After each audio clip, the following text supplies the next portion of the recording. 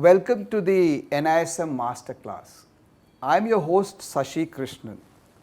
Our purpose at NISM is capacity creation for the securities market ecosystem, and as part of that purpose, we sit down with the gurus of finance to learn and understand from their journey.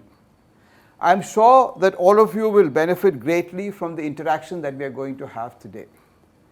My guest for today is Sriram Iyer, and Sriram is the MD and CEO of HDFC Pension Fund Management Limited. Sriram has over 3 decades experience in banking and finance, and Sriram has been recognized as one of the top pension fund executives in Asia. HDFC Pension Fund itself is the largest private sector pension fund manager under NPS and has an AUM of over 1.5 lakh crores. And the AUM in the NPS ecosystem itself is now close to 16 lakh crores. Welcome to the show, Sriram. Thank you. Thank you for having me, sir. So Sriram, I just wanted to split this entire conversation into 4 segments. And in the first segment, I wanted to talk about the accumulation phase in Sure. pension, and the fact that anybody who needs to build up a corpus in the accumulation phase, there are a large number of assumptions that one needs to make while trying to chart your financial strategy for building up a retirement corpus. Sure. And you need to build up a retirement corpus that can generate sufficient passive income to support you in retirement. So I think that's key to financial planning for retirement. That's right. And these assumptions would be around inflation, longevity, investment returns, and so many other things. So how would you advise, say, a 25-year-old who just started his career and beginning to earn as to how he should plan for retirement?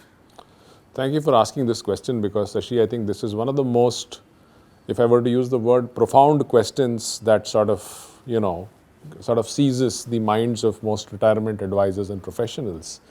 And I think this is a very hard question. And the reason why I'm saying that this is a hard question to answer is because, and you said this in your own introductory question, that there are so many imponderables and assumptions that one needs to make to be able to arrive at a certain number. So there is this human tendency to seek comfort in numbers, right?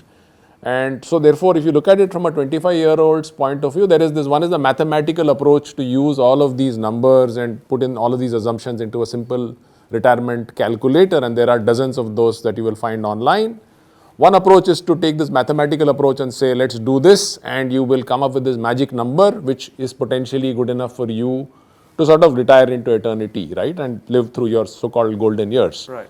But the reality is that we all know, and with your experience and with my own experience in the industry, we all know that all of these assumptions get challenged from time to time, right? Right. And as you will know equally well, this whole business of investing is a game of probability, right? There are no certainties in this. Correct. So while it is exceptionally difficult for one to really say what is the number that one should have at the time of retirement, it is safe to say that 3 or 4 things, basic things that one needs to do to make sure that you are able to leverage the power of compounding and so on and so forth, which I'm sure your audience has heard numerous times, innumerable number of times about how starting early is important, but I think those are ultimately the fundamental pillars of making sure that you have a meaningful retirement corpus. Right. Number one of the things that we struggle with, and this is something that the NPS industry has really sort of battled with, this how do you get a 25-year-old individual to start thinking about a milestone which is 35 years, 40 years away? It's so far into the future. So far into the future, and therefore, and there are so many other compelling, wants, desires, needs, and even investment options that are available to the individual, which are near term, which look a lot more mouth-watering to the individual. How do you get the person to start thinking about a potential goal or a milestone which is 35, 40 years away? Incredibly hard, right? But I think the fundamentals still remain the same. It may sound very boring, but the fundamentals are still to start early, make a beginning. And one of the things that we've realized in the NPS ecosystem, and you've been associated with this as well at some point of time in the past, if somebody starts this business of putting money aside into a product like NPS, which we will talk about slightly later in terms of why it's a fantastic product to sort of build a meaningful retirement corpus, the first step is to start. And I think one of the things that we realized during our interactions with a number of, individuals, and more so in the corporate environment, because And young people. And say for example the ITES crowd, which tends to be in the 25 to 30-year-old age profile, it's very hard to tell them about a 35-year-old goal. Most of them want to retire early. Most of them want to see the first 1 crore. How can you use vehicles such as NPS, and of course there are multiple other products as well, to make sure that you're able to get to that goal within a reasonable period of time, 10 to 12 years to 15 years? Can you get them to see a number of 1 crore? That gets them excited. Can we get them excited about the fact that at the age of 45 you could potentially have a couple of crores? That gets them excited. So starting early, even though it may be a small start, starting early is important. Diversifying and making sure that you have money in vehicles which actually can help you beat inflation, which is equity, right? Pretty much that is the only vehicle that is available that can, over long periods of time, beat inflation. Making sure that you are actually leveraging the power of equity for a goal like this, 35-year-old goal. There is no other goal which is so far away, and it's almost a kind of a certain goal, right? 35, 40 years out, you need that money. And this is possibly the best placed product to actually get to that goal. And the feature around equity, and while this is all about probabilities, the reality is that the longer you stay invested in equity, I don't know, I'm sort of talking to this much better than what I know about this. The reality is that if you stay invested for long periods of time in equity, the probability of you making compounded double-digit returns goes up exponentially, right? And therefore there is no other product that is better suited for long-term retirement savings other than equity. So start small, Right. Start early, start investing in products which are market linked. NPS I think is a fantastic option, and we'll talk about why it is such a compelling option. But I think these are some very basic things that I think one needs to keep in mind, even especially for a 25-year-old or a younger person. So, again, for somebody who's saving for retirement, I mean, how do you estimate the amount of income that one would need during retirement? Because at the end of the day, inflation is going to erode your purchasing power over time. And for example, if you assume that in India, the long-term inflation is close to around 6%, and you say that if I need to maintain my standard of living after I retire, I need something like, say, 10 lakhs. Unfortunately, with inflation, this 10 lakhs will become 20 lakhs in 12 years just because of inflation. And by the time you are 72, you will need 20 lakhs and not 10 lakhs. And by the time you are 84, you will need 30 lakhs. So how do you grapple with this issue if you are saving for retirement? So as I said earlier, I think there are a number of fairly nuanced retirement calculators that are available. So one way is this whole mathematical approach of saying, let's put these numbers in, let's look at my current income, current expenses, look at my current lifestyle expenses. How do I look into the future? And I think that's one of the most difficult things for us to do, and all of us have seen in the last 20, 30 years, what we had estimated would be the state of the world has changed dramatically, right? I mean, be it with respect to technology, on account of technology, on account of various other things. The reality is that things like longevity has changed significantly over the last 10, 15, 20 years, more so for a country like India, because of the fact that we were probably in the mid-60s, late 60s, now we are in the early 70s, and that in itself, in terms of longevity, that number is a wide variance. Between North India and South India, the difference is almost 5 to 6 years, and every year of extra living can actually change the dynamic quite significantly, right? So the whole mathematics around estimating a certain number that you need the time of retirement, in my opinion, is a little bit of a futile exercise, right? And I may be making a very, let's say a controversial statement here. You can at best make a certain set of assumptions, but you need to be ready for the fact that there could be various risks that will get thrown at you along the road, right? Inflation could be very, very different from what we think about as today. While we, long-term trends we've seen in India, the inflation has been sort of coming down. Who's to know, right? At the time of closer to retirement or along the way, if there is let's say a bout of very high inflation, that can play havoc with the way your retirement savings builds. Second is investment returns. We all assume that equity will give a 12% smooth return over a long period of time. We have enough examples of countries, and of course, India I think is in a very different place at this point of time. But I think it is not very safe to assume certain rates of return or certain rates of inflation and certain longevity assumptions, and just hope that all of that will play out, right? The best bet is really to and given all of this, you still need to do this, right? I mean, you can't say that, because all of this is so uncertain, I'm not going to do anything, exactly. right? You can't do that, right? So you need to therefore make sure that you take conservative assumptions around mortality, conservative assumptions around, and I'm not saying, be extremely conservative. I mean, assuming that, putting money in equity, the reality is that 25-year, 30-year time horizon, the likelihood of equity delivering double-digit returns are very, very high. It's as high as 92%, right? If that's the kind and of though inflation may fall, it still could be at 6%, so assume a higher rate of inflation. That's correct, right? So that's correct. So if you make those kind of conservative assumptions and start the journey early, and I think that's something that, every year that you delay, and in fact we do this during our conversations with customers, and we say every day that you delay, and of course this takes into account some assumptions. He says every day that you delay, you're losing 15,586 rupees, right? By sort of saying that by delaying it by 5 years, how much is the corpus going to sort of come down by, and so on and so forth. So if you're able to create the sense of urgency, I think people start taking it seriously, and at least take it a lot more seriously than they otherwise would. So right? Sriram, you talked about longevity. So let me just pick up on that. So how does one make an assumption as to when one is going to die? I mean, that's a very difficult assumption to make. See, using actuarial tables for life expectancy, it may be valid for an insurance company, but for an individual, I really don't know. If you're trying to estimate an individual's lifespan, I don't know whether it's got any statistical validity. I mean, you can't be 50% dead at 75, right? You're either dead or you're alive. So how do you make that call as to how long am I going to live? I mean, because the averages don't really mean very much. And you could live to be 100, which would mean that you would be sometimes living more in retirement than in your working age. Yeah. So I think, on such things, and conservatism is actually something that is very important when you look at such things, right? So these actuarial tables, as you said, may be relevant for an insurance company when they are, let's say, creating products for potential retirees, or for even people in the sort of long dated products. From an individual's perspective, I think there is significant difference within the country itself in terms of the kind of longevity that different geographies experience. Right.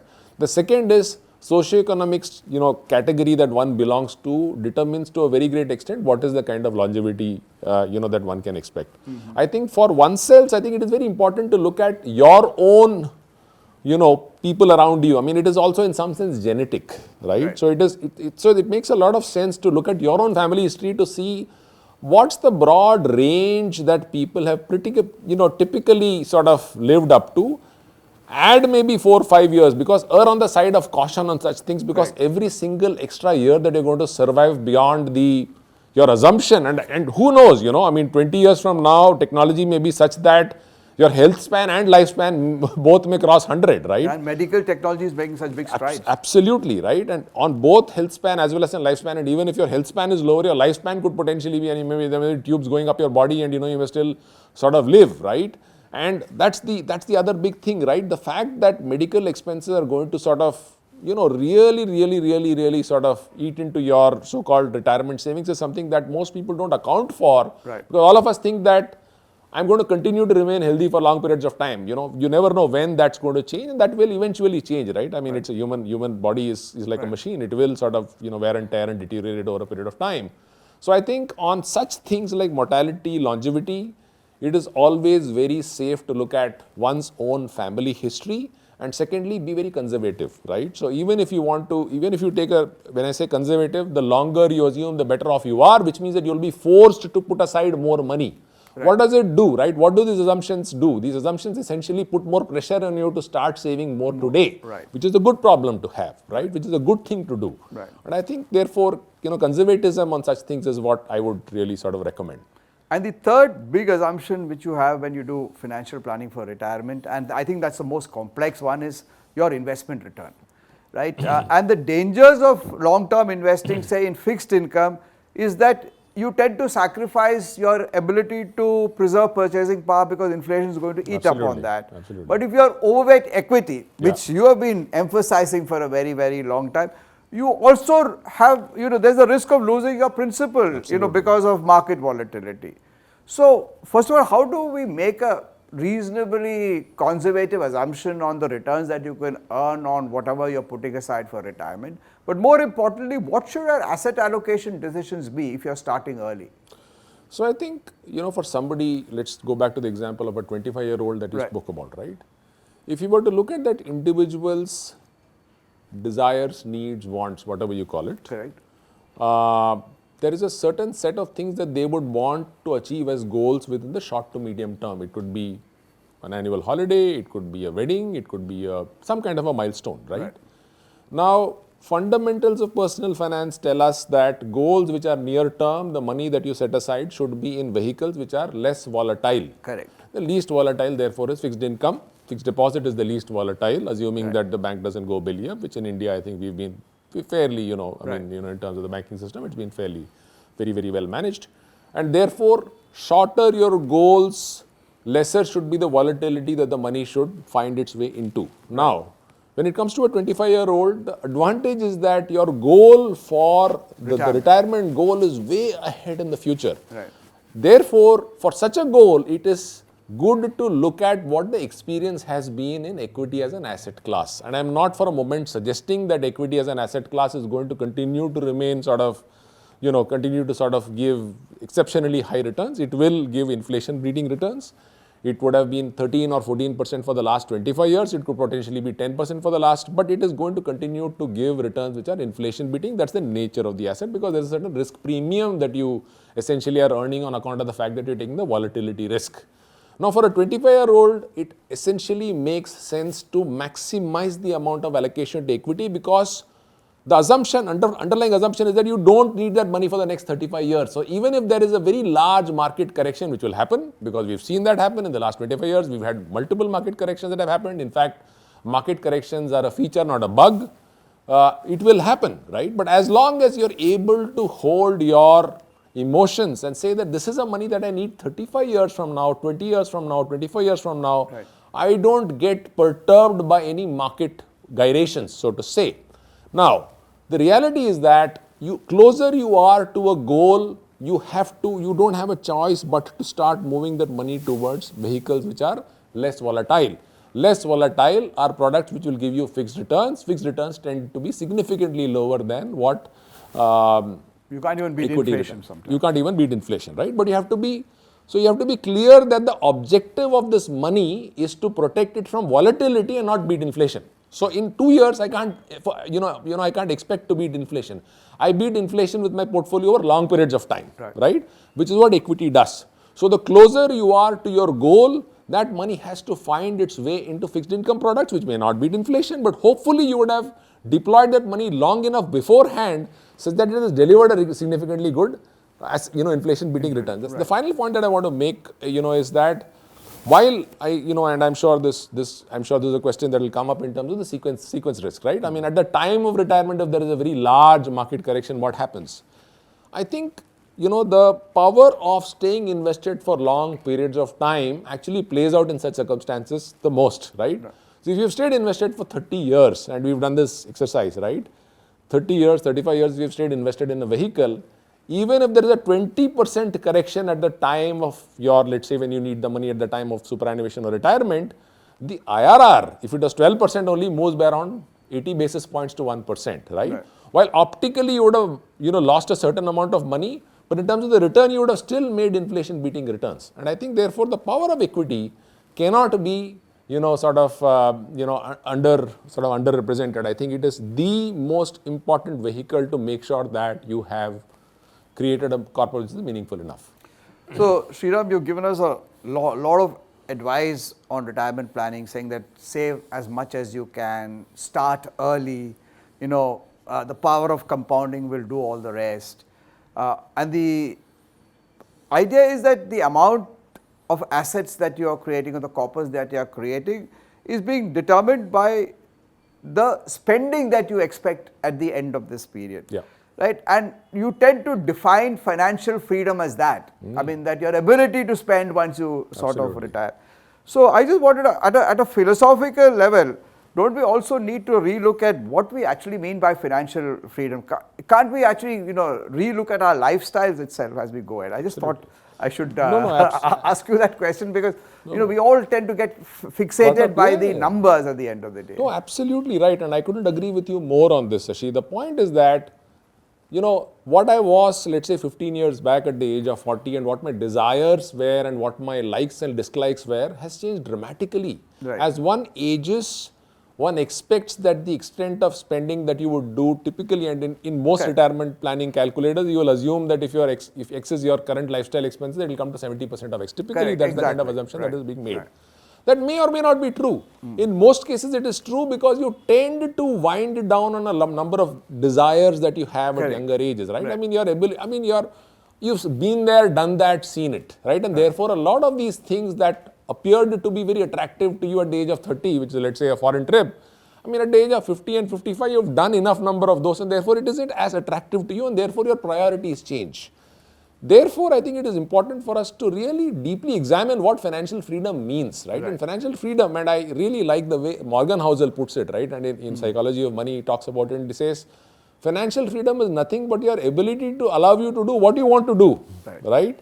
You don't need to really think about how am I going to get up tomorrow and how am I going to make sure that my bills are paid, right? That really is financial freedom. And if you're able to keep your and I think it happens, right? I mean, in most cases, in most people's cases, there could be some exceptions, but in most people's cases, people tend to sort of wind down their, and the cost, the expense actually starts kicking in is really healthcare expenses, right? And that's where now you don't have very much control on. That you don't have any control on, and therefore you have control through your living, through your life, of course, on that, and a lot of us ignore it at our own peril. But, that's really something that starts kicking in. So, a lot of things that we spend money on today may not be relevant, right? And therefore, financial freedom is really about saying, do I have enough to not worry about how I'm going to spend my time, right? That's really what he talks about. So, do I have flexibility of doing what I want to do with my time is really what financial freedom is all about. Not so much the one foreign holiday and the, one trip to this place and, buying this latest fancy phone. Those are all things that sort of come down desires go away. In most cases dissipate. So, Sriram, in the accumulation phase, just to close up, our conversation on that, see, the NPS has been a very, very sort of, let us say, it's a preferred option, and many people today think that, they should be getting into NPS. So, could you quickly tell us, what are the benefits that sort of come from saving through NPS for retirement? And also touch a little bit on, whether a taxed advantaged retirement savings plan sort of pushes more and more people to get into saving for retirement. Yeah. So, I think it's a very, very interesting question with respect to that, and more so in light of the fact that, as you will know, under the new tax regime, there are really no tax deductions that are available from an individual's perspective. Of course, there are certain if they are saving for retirement also. If they are saving for retirement also, right? So, there's no deduction available at all in the new tax regime, and that's pretty much the direction in which, the government seems to be headed. And from what I understand, 2024-25, close to 92% of the people essentially, opted for the new tax regime, or they were made to opt for the new tax regime, which I think worked for them because, the limits have also changed, 12 lakh rupees and so on and so forth, right? So, in light of that, the ability of a product to really sort of stand instead and say, okay, this is a product that you must put money in despite the fact that you don't have a tax advantage, that's when the true power of a product actually gets tested. And if you were to examine NPS in that light, step back and look at NPS, right? And 2004, when it came into existence, for the first 10 odd years, it was largely 7-8 years, it was largely meant for government employees, and then it got opened up to the all citizens, as it is called. So there are 3 or 4 things about NPS which are very, very compelling. Tax aside, and we will come to the tax piece. One, this is the lowest cost actively managed fund globally. Right? Not just the fund management cost, but also the other cost associated costs like custodian fee and administrative costs, all put together is less than, for an individual who's invested for, let's say, 25 years, who stays in the product for 25 years, the per annum cost is less than 18 to 20 basis points, right? So it's a very, very low cost product. Very, very low cost product. And that cost leakages are a big reason why, there is a significant compromise on final terminal return. So this can actually potentially add, compared to other actively managed products, this can actually add 15 to 20% more to the terminal corpus NPS because of the fact that it is a low cost product. So that's number one. Number two, a lot of people believe that NPS is a very staid product. And I could I would disagree with that very strongly, given the fact that there isn't any other product which is as flexible as NPS. Right. Number one, it gives you options of choosing across 10 pension fund managers as we speak. So there are 10 different pension fund managers. Of course, they are sort of guided by the broad guidelines that PFRDA has issued in terms of the kind of, but they still, each of them have their own style of investing. While the universe may be the top 200 stocks in case of equity and so on and so forth, each of them demonstrate a certain style, and therefore you're able to get different flavors of, fund management. That's number one. Number two, within NPS itself, there are multiple investment strategies that one could choose depending upon one's own risk appetite and how actively do you want to be involved. So the auto choice and the active choice schemes, as they are called. Auto choice is a fill it, shut it, forget it kind of a product where you just put the money in and let the fund manager manage it, and the structure is such that it manages your risk such that your allocation to equity keeps sort of coming down as you head towards retirement, as you age, right? So therefore, there's an automatic risk management mitigation that is built into the product, right? And for people who want to be actively involved, there is a, you can actually take up to 75% allocation in equity and continue to remain invested even up to the age of 75, right? I mean, it was earlier 60, it's now extended up to 75. So it's an exceptionally flexible product. Also, if you choose fund manager A for equity, fund manager B for corporate bonds, and fund manager C for government securities, you can do that, right? So as an investor, you have incredible flexibility that is there, as far as the product is concerned. You can switch fund managers once a year. You can switch across asset classes 4 times a year, and it is low cost, right? It's a very, very, very flexible product. The final thing that I want to talk about when it comes to NPS is people always talk about the fact that it is a locked-in product.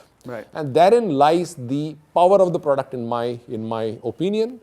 More often than not, people don't make money in market-linked products, not because the product is not done well, but because they succumb to their own behavioral biases, right? We've seen that happening enough number of times.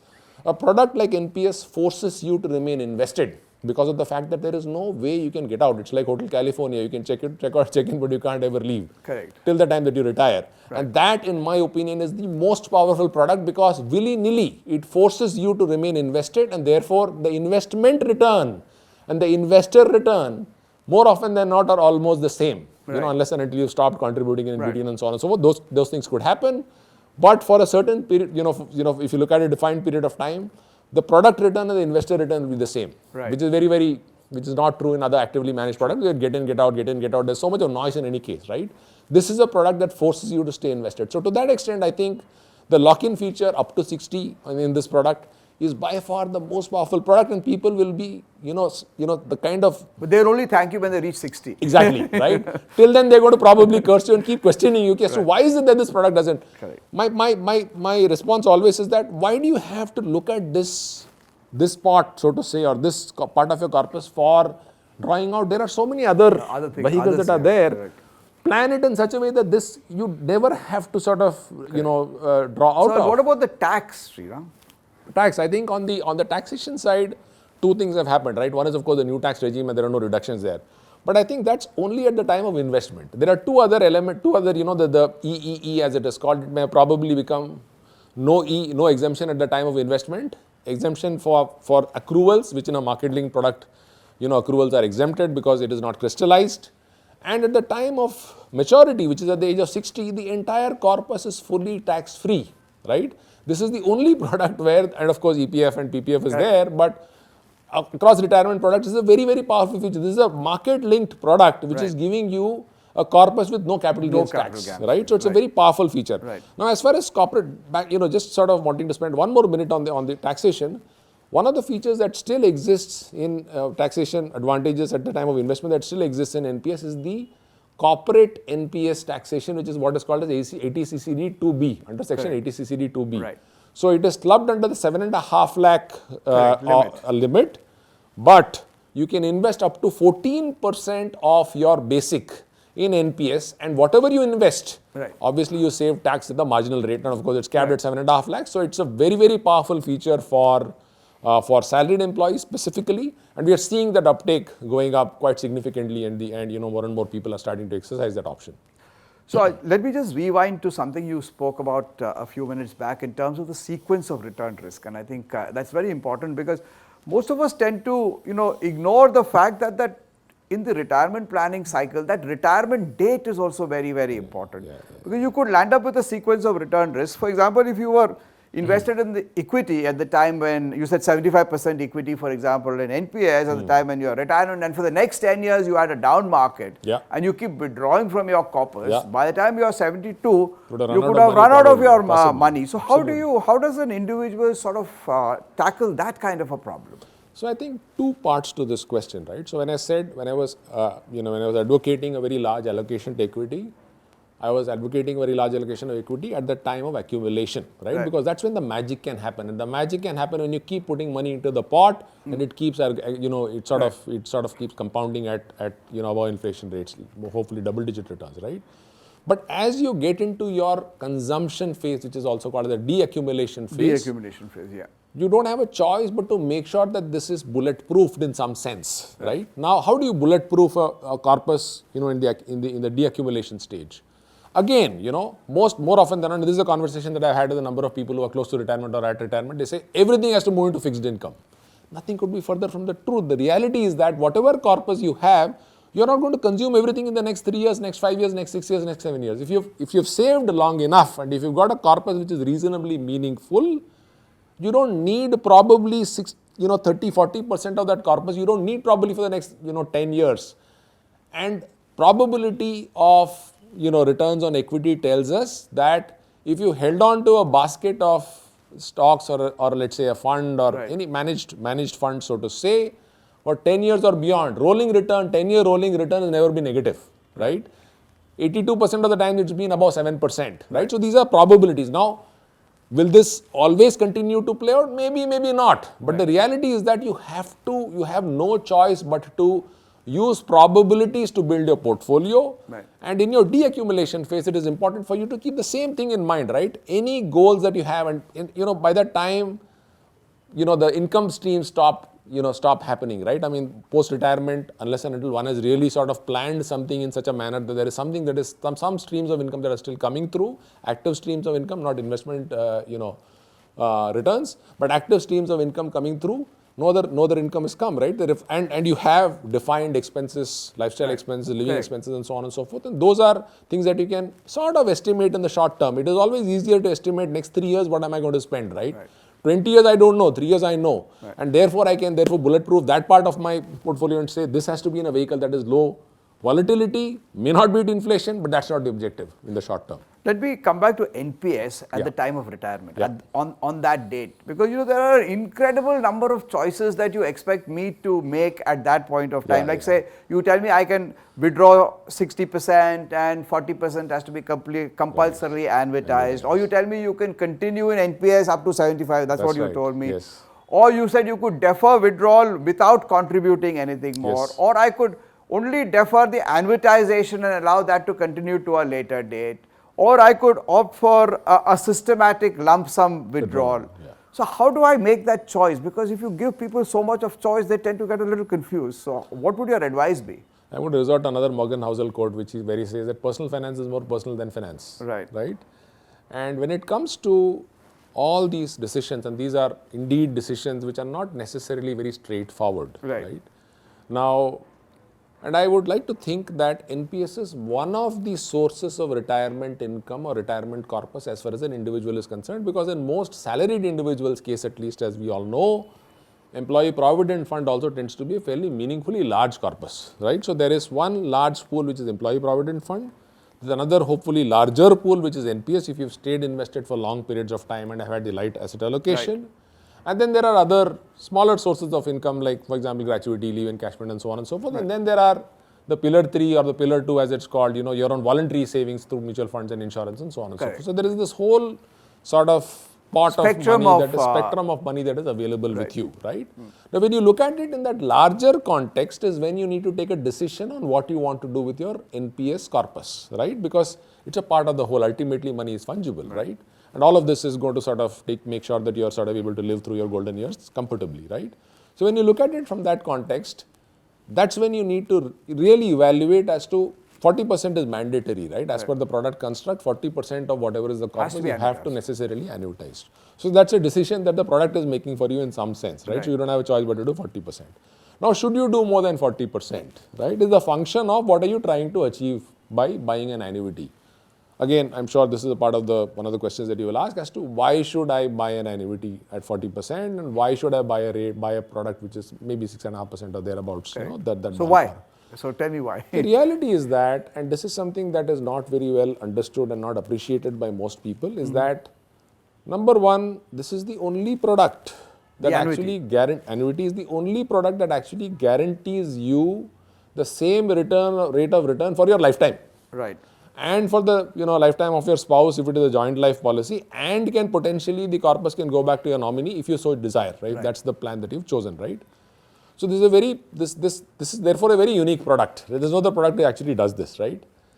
Now the second thing is that most of us think that we will be as agile at the age of 75 as we are at the age of 55 or 50 or 60, right? But that's far from reality, right? I mean, our mental faculties will start taking a beating. Hopefully, we'll continue to remain engaged and so on and so forth. That's another important element around retirement planning as to why you need to remain engaged, right? I mean, the switching off is actually going to cause a lot more issues to you. But having said that, at the age of 75, your ability to invest actively and manage this money is going to get, is going to take a beating. And therefore, at that point of time, having a certain minimum bulletproofed source of cash flow is important. Now, it may not be meaningfully large, but the reality is that we also have to keep in mind that fixed income rates have been trending down. Correct. Well, annuity rates have been in the region of 7%, 7.5%, 6.5% for the last 7-8 years.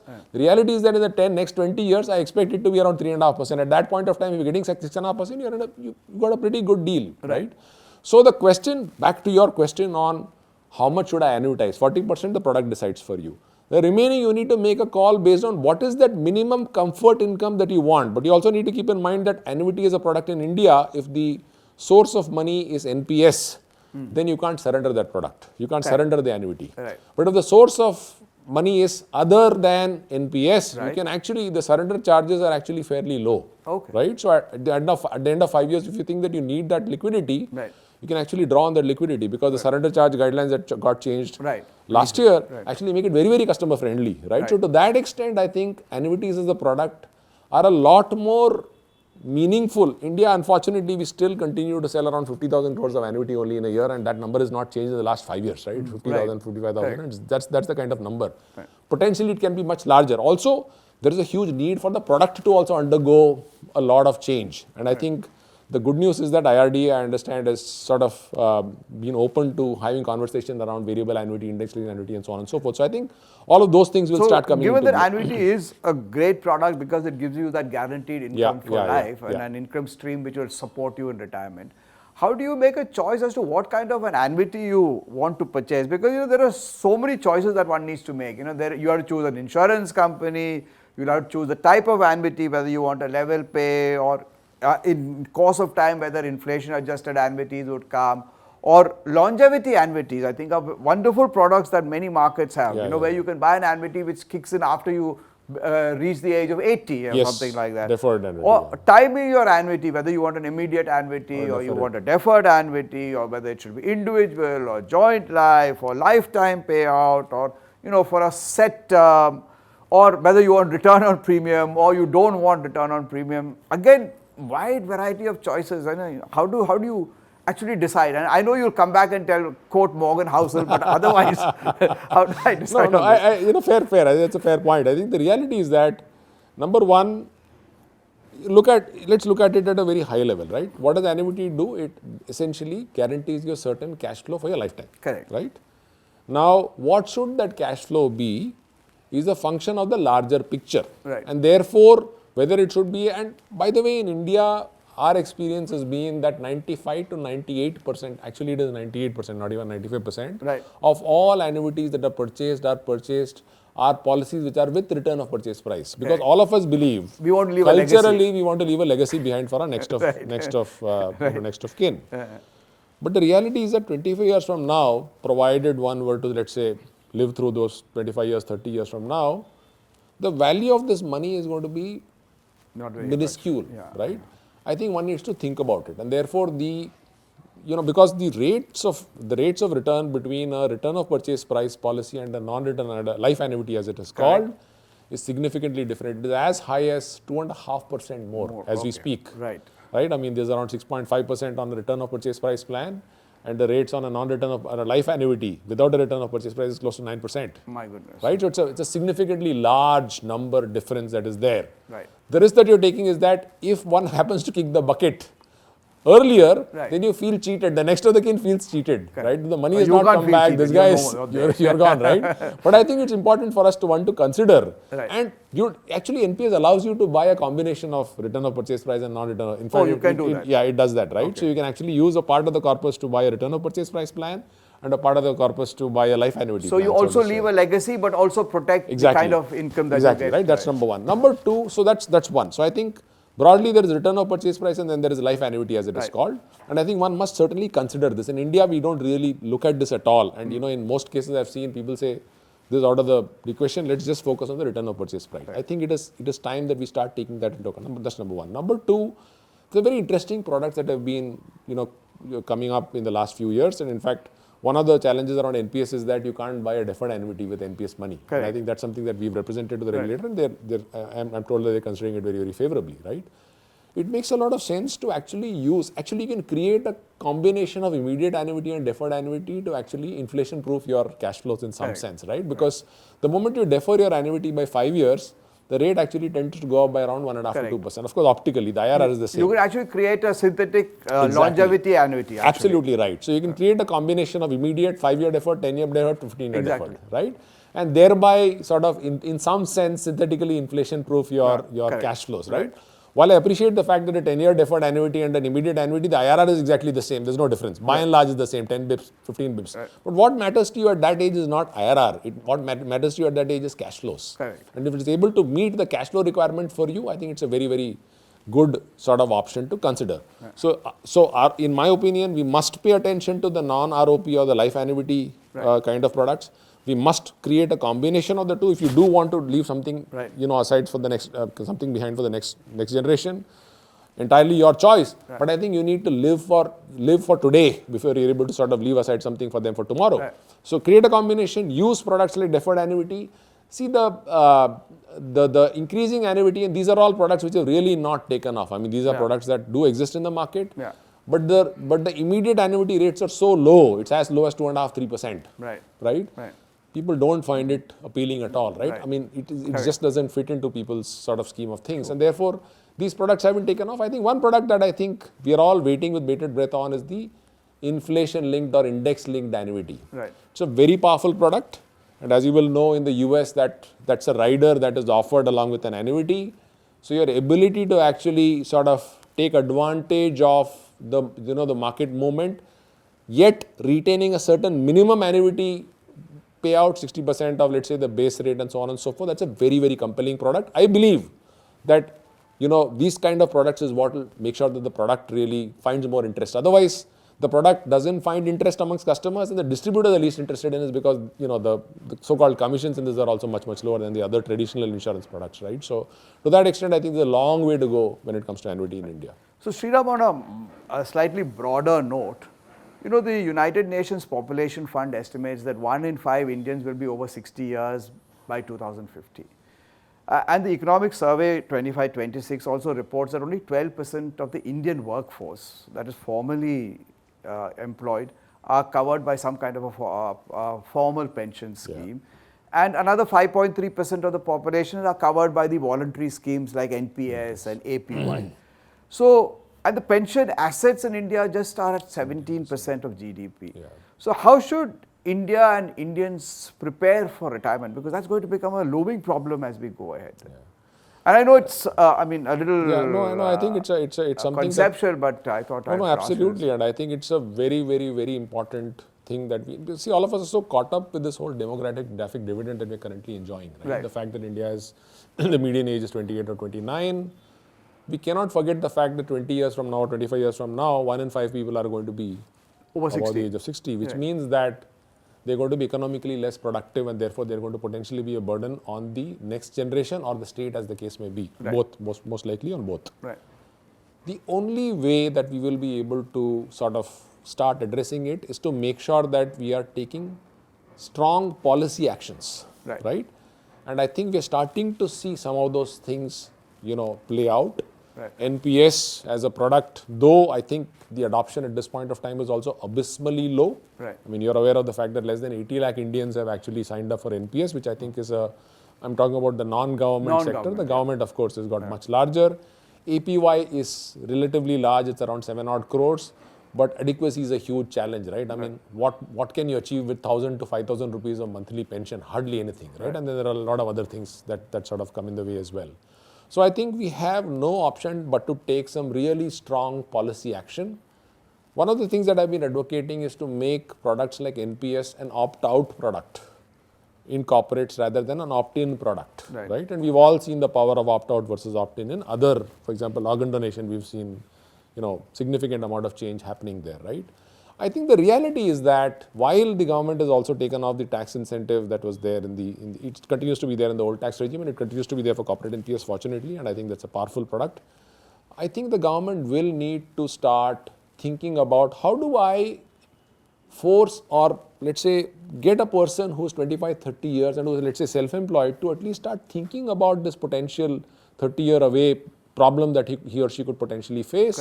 So some form of SOPs will need to be given. So I think, I don't know how much of this will happen, but I think the product is very beautifully structured. NPS as a product is very well structured, and of course there are other changes also that are likely to happen in the next. So there will be a lot of design changes that will make them more flexible. A lot of enhancements that are in the pipeline, and also I think the reality is that today NPS as a product is a government product, right? There is a likelihood that there will be a lot more flexibility that will be given to the pension fund managers. Early days, I'm not at liberty to talk about some of those things, but I think there is a lot of thought that's happening, in the government side and the regulator side to make this product more compelling and from a product structuring perspective and option perspective itself, make it very, very attractive, for the end customer and make them start looking at this product beyond just tax. But I think that is something that will still need to be addressed given the fact that these are really, really, really long-term goals that one is talking about. Thank you so much, Sriram. That was indeed a very fascinating conversation. I'm sure all of us are a lot wiser, in terms of thinking of why we need to plan for retirement and how we should go about doing it. Thank you. Thank you. You're being very kind. Thank you so much for the time that you spent with me. Thank you very much.